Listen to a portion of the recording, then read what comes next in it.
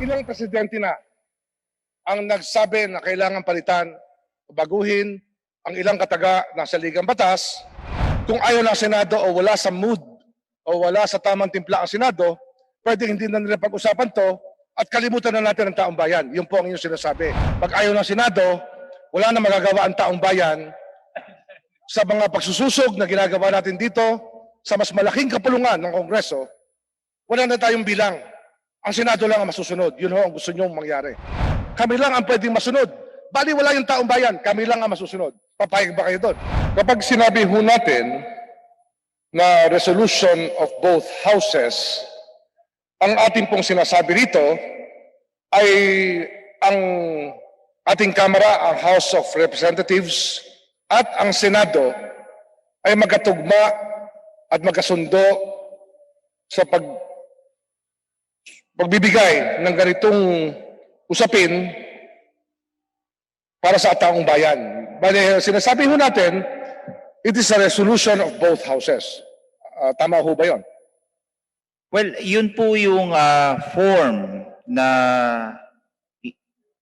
isinasaad sa ating rules na when we propose amendment to the Constitution by Congress exercising its constituent power in a separate session, ang dapat hong i-file natin na resolution ay resolution of both houses of Congress which contains the proposed amendment. This is Congress exercising its constituent power in a separate session.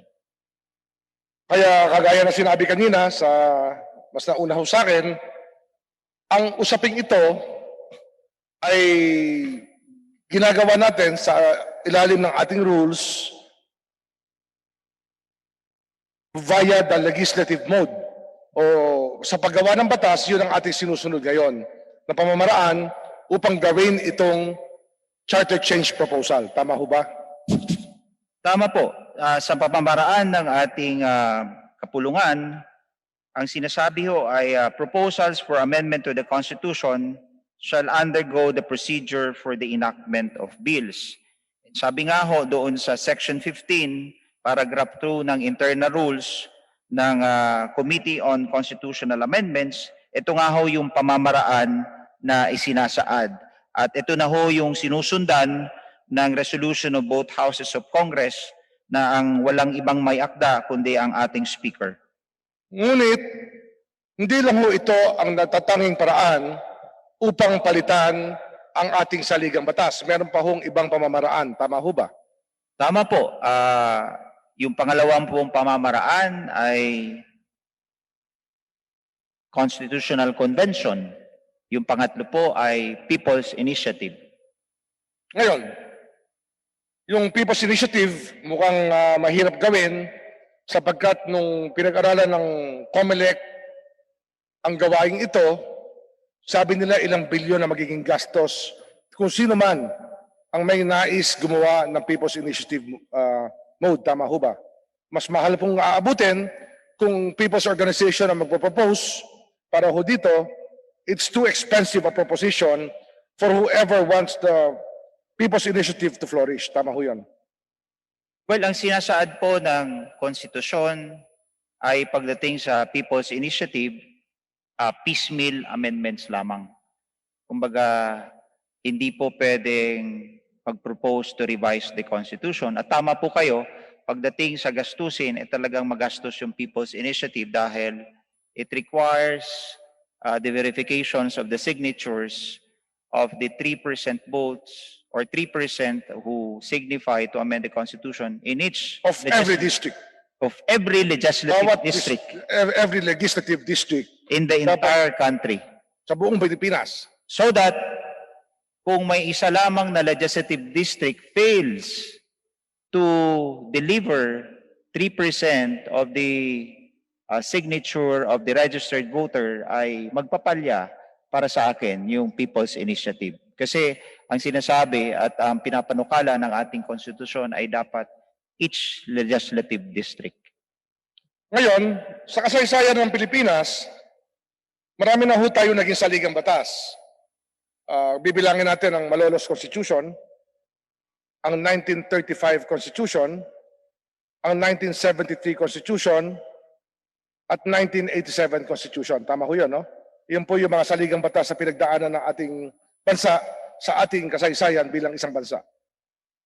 Tama ho kayo, ang naabutan ko lang po ay 1987 Constitution. Yung iba pong mga konstitusyon, hindi pa ako pinanganak. Yung tatlong saligang batas na nagkaroon tayo, sa Malolos, meron silang parang CONCOM, di ba? Nagkaroon ba sila ng Constitutional Convention? Paano sinulat ang Malolos Constitution? Parang ganun yun, no? Narinig ko rin ho yun. At, pero hindi ako makakapagsabi na yan ay based on facts. Pero no, in fact, in the 1935s, 1973, they provide also for a modes wherein Congress can propose amendments to the Constitution as well as call for constitutional convention. Mas kilala natin ang 1935 Constitution at 1973 Constitution at 87. At sa tatlong yan, sa 1935 Constitution, nagkaroon tayo ng Constitutional Convention. Lahat ng delegado ay elected para lang gumawa ng saligang batas. Sa 1973, ganoon din, nagkaroon tayo ng 1970 Constitutional Convention, pero nagkaroon ng martial law at natapos ito 1973 nung may lawmaking power ng presidente. At noong 1987, revolutionary government, isang constitutional commission ang nag-usap-usap upang gumawa ng isang saligang batas. Mga delegado na nominado ng Pangulo ng Republika ng Pilipinas na si Corazon Aquino. Tama ho yan, no? Tama po yun. Ngayon, ang ginagawa natin ngayon ay kakaiba sapagkat ito yata ang unang pagkakataon. Bukod, ang parity amendment ba ho ay ginawang amendment sa Constitution na ginawa ng Kongreso o ito po ay ginawa rin ng CONCOM? Yung alin po? Yung Ilang pagkakataon na ba nagkaroon ng pagbabago ang saligang batas na ang gumawa po ay Kongreso? Yung 1987 Constitution po ay gawa ng Constitutional Commission, 1986 Constitutional Commission. Opo. So yun lang ho yung aking sigurado. Hindi ko po napag-aralan yung paggawa ng 1973 at 1935. Lalong-lalo na po yung kasi yung evolution ng ating Philippine Constitution starts with the 1899 Malolos Constitution. Then nagkaroon ng 35? the Philippine Organic Act of 1902. And then sumunod po yung ng 1935 Constitution. And then nandun yung Jones Law of 1916. 1916? And then 1973 Constitution. And then we have the 1986 Freedom Constitution. And we have at present the 1987 Constitution, which was adopted by the Filipino people on February 2 of 1987. So 34 years old na po ang ating Constitution. Ngayon, kung sa pag-uusapan ang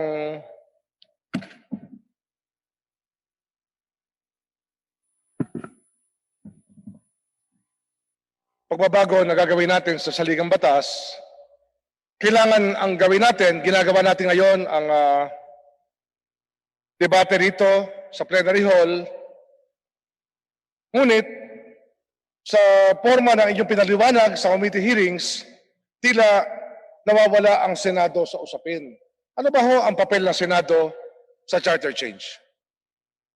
Well, yung papel nila ho ay binigyan din sila ng kapangyarihan ng ating konstitusyon to propose amendments or revision to the Constitution. Ayun ho yung nakasaad sa Article 17, Section 1 of the 1987 Constitution, that when you speak of Congress, it speaks of the Senate and in the House of Representatives. And the Constitution specifically made Congress as a constituent assembly by virtue of that power granted to,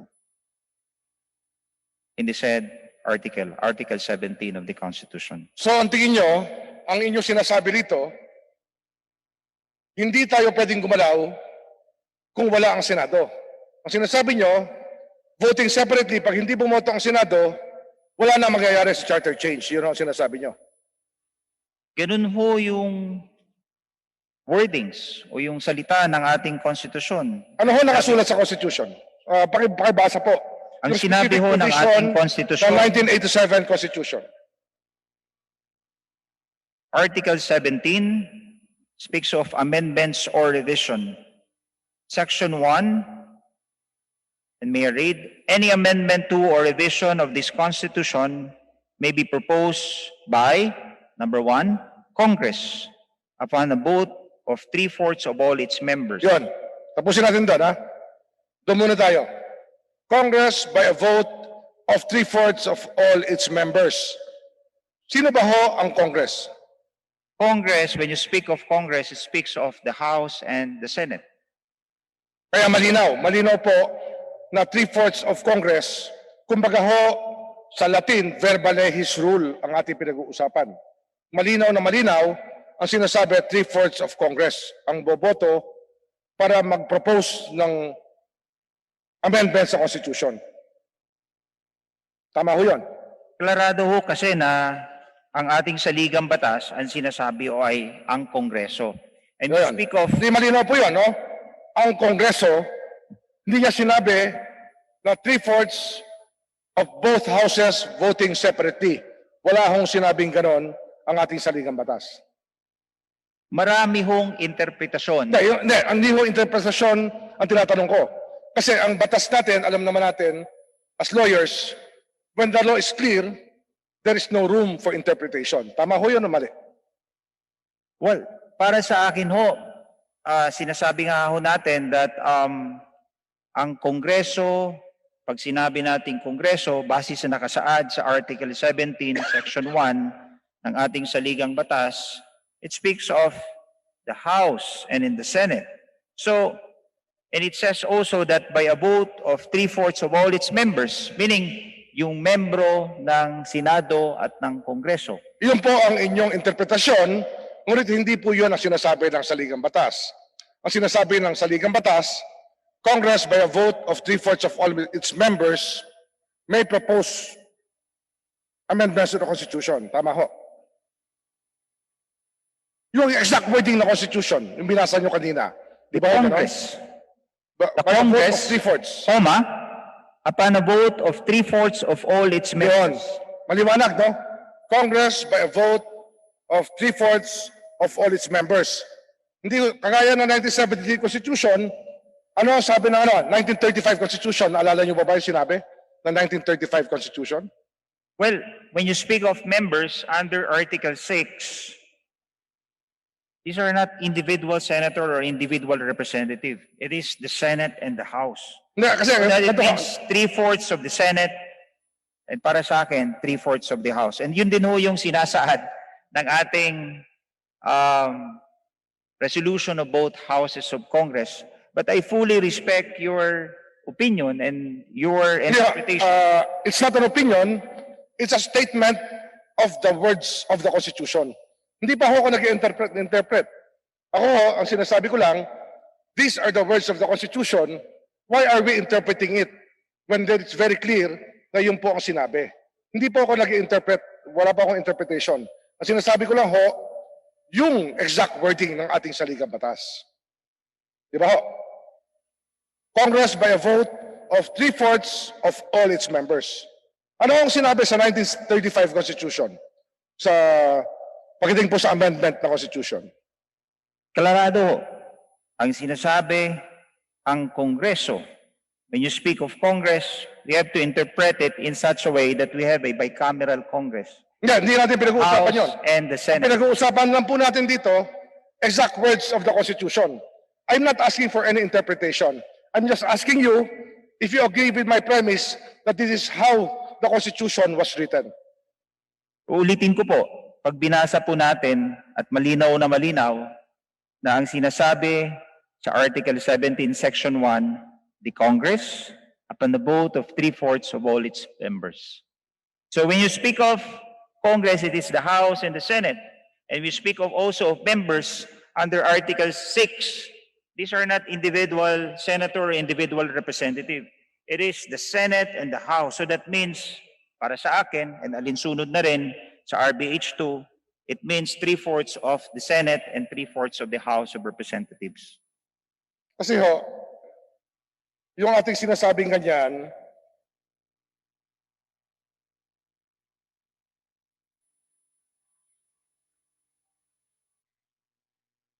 malinaw na malinaw, sa 1935 Constitution, ang sinabi niya, Congress, by a vote of two houses, by a vote of 3/4 of all its members, with both houses voting separately. Malinaw po yan sa 1935 Constitution, di ba ho? Ang pagkakaiba po kasi sa ating konstitusyon ngayon, 1987 Constitution, doon sa 1935 Constitution is that in 1935 Constitution, it is explicit that Congress in a joint session assembled by a vote of 3/4 of all its members of the Senate and of the House of Representatives voting separately may propose amendment to the Constitution. Yun, malinaw, no? So sinabi Hindi niya, na. yung Ngayon, 1935 Constitution, nilinaw niya na both houses voting separately by a vote of 3/4 of all its members. Tama ho, no? 1935 Constitution. klarado ho yung provision. Malinaw. Mas malinaw ang 1935 Constitution. Malinaw yung 1935 Constitution Malinaw na ho, dapat voting separately. Yun. Pero ngayon po, ang sinabi lang, ang sinaad lang sa ating saligang batas ay Congress By a vote of 3/4 of all its members. by vote of 3/4 of all its members. Pero hindi gusto hong sabihin na voting jointly yon. Dahil if you will compare it to 1935 Constitution, klarado ho yung 1935 Constitution. Dapat voting joint, in a joint session din. Gusto Joint session sabihin, din. hindi rin kailangan sa ating konstitusyon ngayon na magkaroon tayo ng joint session. Kaya, ang tingin nyo ba, yung mga miyembro ng 1987 Constitutional Commission, 1986 Constitutional Commission, ay pinag-aralan din ng ating naging saligang batas noong 1935 at 1973 bago nila sulatin ang mga katagang yan? Ito ba ho'y pinag-aralan? Ang tinatanong ko sa inyo, yung mga members ng 1935 Constitutional Convention at 1986 Constitutional Commission ay pinag-aralan nila yung kanilang mga sinulat at pinag-aralan nila yung ibang saligang batas bago sila gumawa ng bagong saligang batas. Sa tingin ko naman po, pinag-aralan nila ng maigi. Oho. Kaya kung talagang yun ang intensyon, sa tingin ko ho, nilinaw na nila. Kasi nakasulat na dati yan sa 1935 Constitution by cameral legislature, katulad na meron tayo ngayon, pero nilinaw talaga. Naging malinaw na 3/4 of all its members voting separately. Di ba ho? No? Yun yung 1935 Constitution. Para sa akin, no, malinaw yung Congress by a vote 3/4 of all its members. Aha. When you speak of So Congress, naniniwala it is kayo, the Senate and the House. naniniwala ho kayo na ang Senate po natin ay may veto power sa House. Mas mataas po ang Senado kaysa sa ating kapulungan. Yung po inyong paniniwala. Sa tingin ko naman po ay hindi naman ganon yung intensyon. Except that ang pag-aaproba ng anumang panukala sa ating saligang batas ay hindi nakasalalay sa ating mga mambabatas. In fact, it is the people who has the power to ratify. Yun.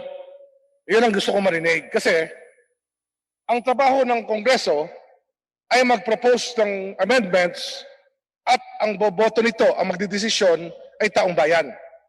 Well, tama po kayo. That is based on their power of ratification and based on the principle that sovereignty resides in the people and all government authorities Yun. emanate from them.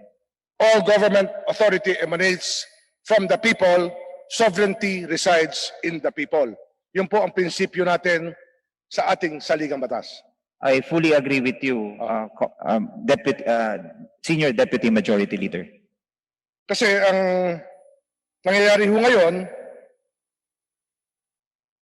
parang hindi yata pinag-uusapan itong pagbabago ng saligang batas sa Senado. Ito ba'y nakarating na sa may committee report na ba ho ang Senado tungkol dito sa saligang batas natin? Wala pa ho. Nasa committee level pa lang ang kanila. Nakailang hearing na ba ang committee ng constitutional change ng Senado?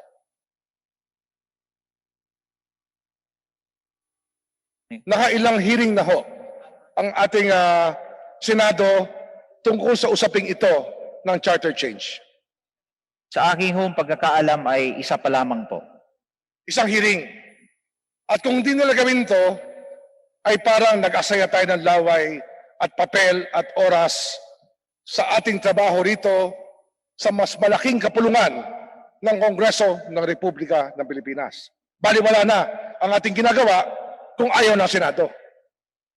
Sa tingin ko ho, mayroong silang obligasyon na nakapalaman sa ating konstitusyon to push for those meaningful constitutional reform, especially kung ang isang probisyon sa ating konstitusyon ay outdated na o kumbaga it is no longer responsive to the needs of time. Kaya ang nangyayari ho ngayon, yung 24 na tao lang ang magdedesisyon kung ang taong bayan ay boboto o hindi tungkol sa charter change. Kung ayaw ng Senado o wala sa mood o wala sa tamang timpla ang Senado, pwede hindi na nila pag-usapan to at kalimutan na natin ang taong bayan. Yun po ang inyong sinasabi. Okay lang yon. Nakalimutan tayo ng Senado, kalimutan na ang taong bayan kung ayaw ng Senado. Tama ho yun. Well, wala pa hong okasyon or pangyayari na isang sitwasyon na kumbaga inaksyon na natin yung isang panukala sa pag-amenda sa konstitusyon at ito ay hindi binigyan ng pansin ng Senado. Siguro ho, magiging test case ito kung maaprubahan natin ito sa third reading at i-transmit natin sa Senado at hindi ito bigyan ng pansin, baka yung ang inyong pong hinala at agam-agam ay baka nga po. Kasi ano ho ang kasaysayan ng ating bansa, ilang presidente na ang nagsabi na kailangan palitan, baguhin ang ilang kataga ng saligang batas, ngunit kahit kailan, panahon ni Pangulong Ramos gusto niyang palitan ang saligang batas, hindi pumayag ang Senado. Wala nang nangyari. Panahon ni Pangulong Pangulong Estrada, naging usapin din ang saligang batas, ngunit hindi rin ginalaw ng Senado. Panahon ni Pangulong Arroyo, naging usapin din ang charter change, hindi rin ginalaw ng Senado.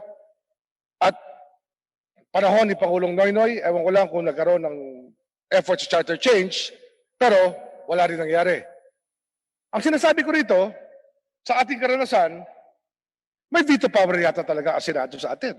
Pag ayaw ng Senado, wala na magagawa ang taong bayan sa mga pagsususog na ginagawa natin dito sa mas malaking kapulungan ng Kongreso. Wala na tayong bilang. Ang Senado lang ang masusunod. Yun ho ang gusto nyong mangyari.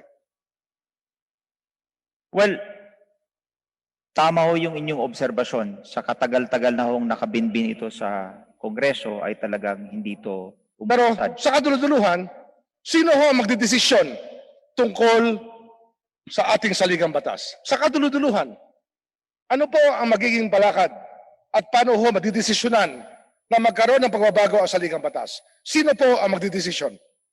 Sinabi ko na ho kanina that it is the people, ang taong bayan who is the source of all government powers, including powers in the Constitution. Yun.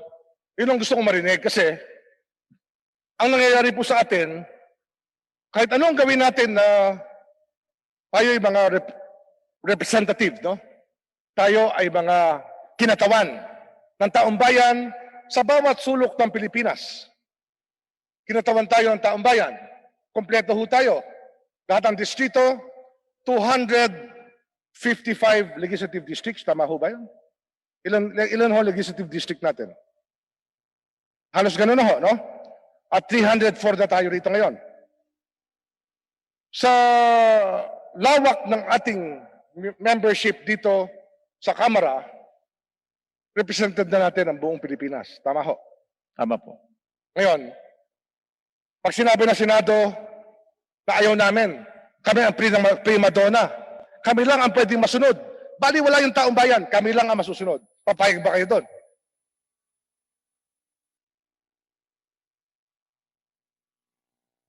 Sa akin ho, ang katanungan. Kayo ba'y pumapayag na sabihin ng Senado na kami lang ang masusunod, hindi ang taong bayan? As I've said earlier, the power to ratify any proposed amendment to the Constitution belongs to the Filipino people. Yun ang gusto kong marinig. Kasi sa kaduluduluhan, ang pinag-uusapan dito, yung boto ng bawat tao sa lansangan, bawat tao na naroon sa karagatan upang maghanap buhay, naroon sa bundok, naroon sa factory, naroon sa barangay hall, lahat ng tao, lahat ng nagtuturo, lahat ng mamamayan. Di ba sila dapat ang nasusunod sa ating pong sistema ng gobyerno at hindi po 24 na tao lang na nagsasabing ayaw namin yan. Well, tama po kayo. Kung gayon, marahil, huwag tayo magsasalita ng patapos. Kasi kagaya niyan, tatanungin kayo kung anong ating patakaran na sinusunod para mag-charter change. Ang sinasabi natin, ang rules of the House of Representatives. Tama ho? Diba? Meron ho tayong pamamaraan sa pag-amenda sa ating Pero, Constitution. hindi lang ho yan ang paraan na nakasulat sa ating rules of the House, di ba? Marami hong nakasulat na ibang mga bagay sa ibang batas na dapat natin tingnan para tayo ay magbago ng saligang batas. Hindi lang po yung house rules natin. Tama ho? Tama po. Kagaya niyan, kung gusto ho natin mag-constitutional convention, majority lang ba kailangan? 2/3. 2/3, no? Dati, sa 1973, sa 1935, majority lang, di ba, ang kailangan? Opo, pero Of both call houses. for a CONCOM, 2/3 vote of all members of the CONCOM. Konkon, sa Konkon. Oh. Pero, yun, ba't hindi natin ginagawa yun? Ano ho ang tingin nyo kung Konkon na lang ang ating gawin? Para talagang wala na hong prima donna. Lahat ay pantay-pantay, bawat distrito ng bawat sulok ng Pilipinas. Bakit hindi ganun? Well, in the final analysis po, bawat isa sa atin bilang representante ng ating ng taong bayan ay may pananagutan sa taong bayan. Kung hindi man umakto yung Senado, ay let the people judge them on not acting on this meaningful constitutional reform. Ano ang nakasulat sa saligang batas tungkol